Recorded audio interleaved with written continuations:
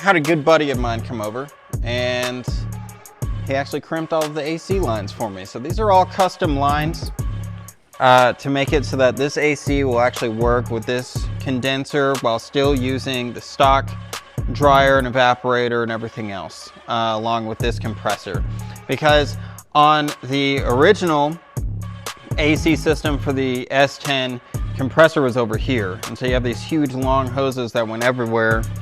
We're trying to do a little bit nicer setup. So this good buddy of mine, he actually recommended doing a loop right here to keep this nice, and it looks really good. Very happy with it. So we'll go ahead and get everything charged get the AC charged. We'll put R134 in there and then start testing everything to make sure that we're looking good. As far as you need AC in this Texas weather. I think even today it's like 80% humidity or something like that, and it's hot. Also, I can save this for Monday as well. So we'll put all the O-rings, or get everything set up, tighten these down, and then I'll put the grill and the bumper back on. And then last thing we'll do is the hood. We're looking good so far. Just waiting on the tune revision right now from Zach at Michigan Motorsports. He actually may be off on Monday just due to Memorial Day. Today, the plan is to actually seal up the entire AC system, and then I'll go ahead and charge it. And we received the log, or the revision, back from the tuner.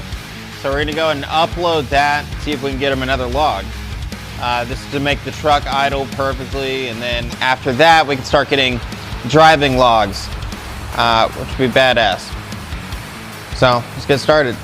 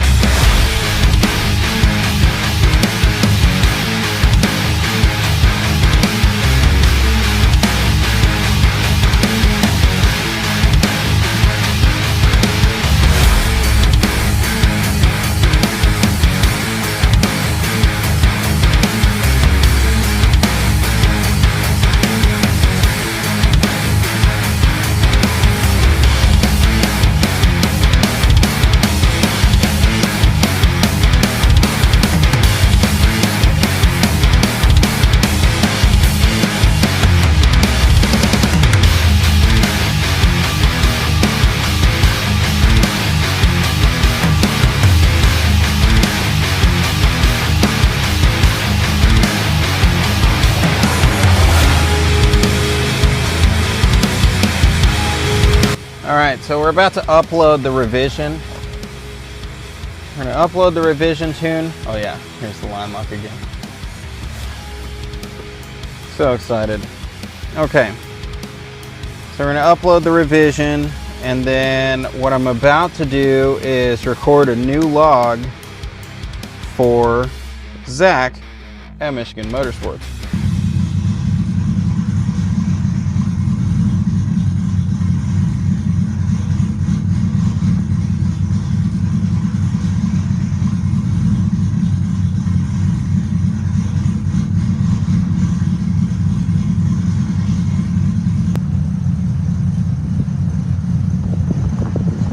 So we got the idle log finished, but it sounds really good. Also, I'm gonna go ahead and turn down the temperature that the cooling fans come on, because I like for it to come on at 175, turn off at 165, so it just maintains that temperature right there. May have it come on at 185. We'll see.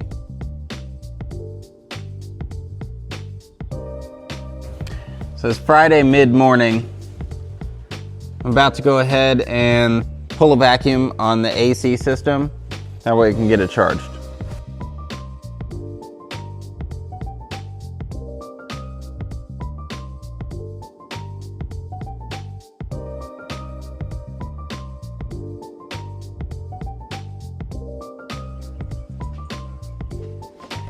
After 20 minutes, I'm sorry, 30 minutes, it's maintained the exact same level of vacuum, so there's no leaks. We're about to load it up with refrigerant.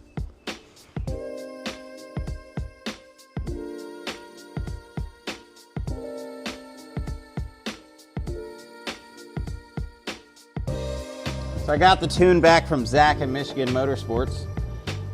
This is gonna be a revision. A lot of remote tuning is you upload the tune, you drive it or let it idle or whatever the tuner asks you to do.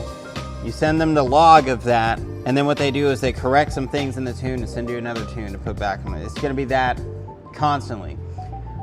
So what we're doing is we're gonna get it to where it's drivable, and then I have a surprise for you. It's gonna be pretty badass. We're uploading the tune right now.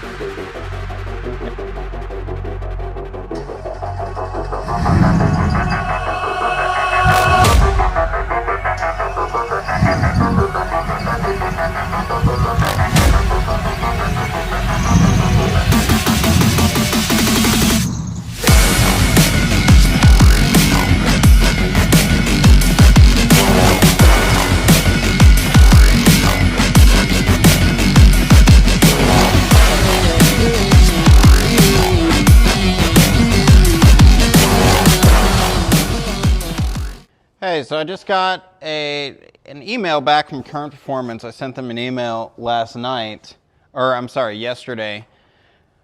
What's happening is the truck is actually stuck in limp mode on the transmission. So it's stuck in third gear. I went ahead and got underneath it to test each one of in the connector to make sure it's getting power, because usually limp mode just means it's not getting any power. And guess what? It's not getting any power. So we have no power to the big round connector on the transmission. We're gonna check the power source for the first thing, that's the actual big round connector, and then we'll go ahead and check it for the second one. Luckily, Current Performance's tech department has been really fast as far as getting back to me. Hopefully we can fix this to where I'm just an idiot, and it's something that I did. Because the thing is supposed to be plug and play. It's supposed to be playing right now. I'm about to go ahead and test this right here so that we can confirm that we're actually getting power from the ECU.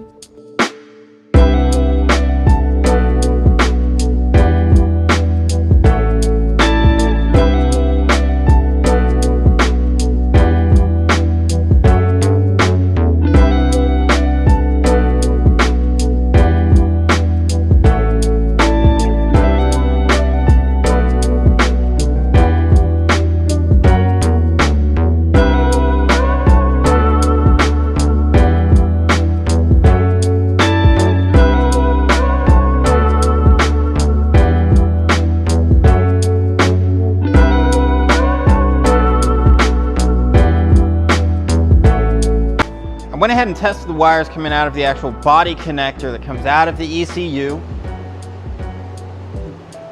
The transmission actually gets power from a space or from a wire up here in the top where the ECU is. So I went ahead and tested that. I have 12 volts on that. That one has 12 volts.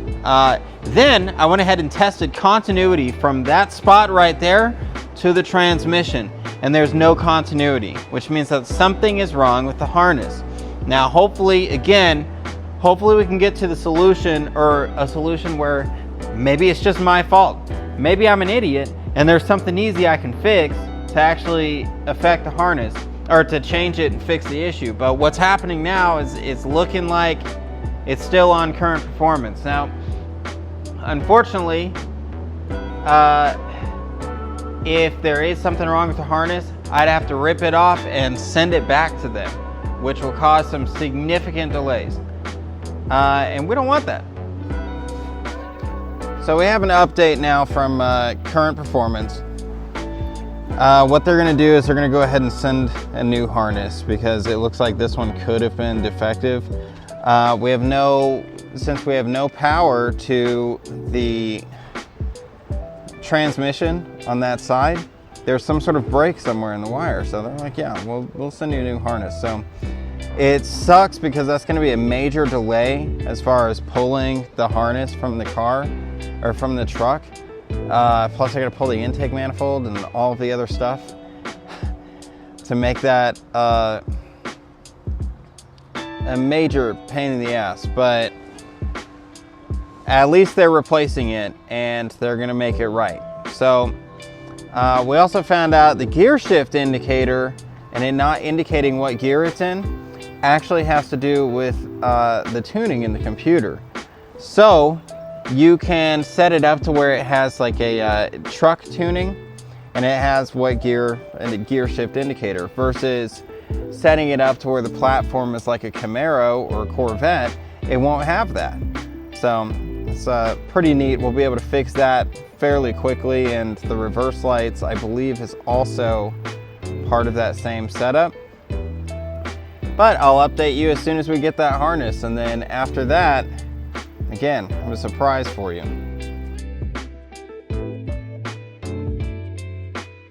Hi, I'm Sean, owner of Sleeper Cars Anonymous, LLC. If you want to have your car built on the show, send us an email at sean.butler@sleepercarsanonymous.com. Again, that is sean.butler@sleepercarsanonymous.com.